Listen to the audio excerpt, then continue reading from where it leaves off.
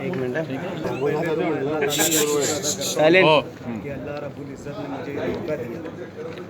उसके बाद मैं मालेगांव म्यूनसिपल कॉरपोरेशन के मेयर शेख रशीद साहब का तहे दिल से शुक्रिया अदा करता हूँ कि उन्होंने मुझ पर भरोसा किया और एतमाद अपना ज़ाहिर किया और मुझे मौका दिया स्टैंडिंग कमेटी के चेयरमैन के लिए।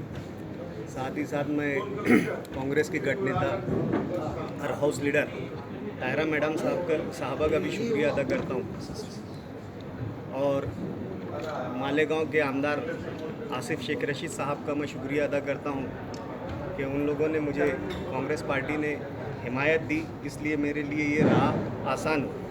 और उसी के साथ साथ जितने भी पार्टियां थी, जितने भी पक्ष थे, कौन थे शिवसेना है, बीजेपी है, महागठबंधन है, इन सब ने मुझे अवसर दिया।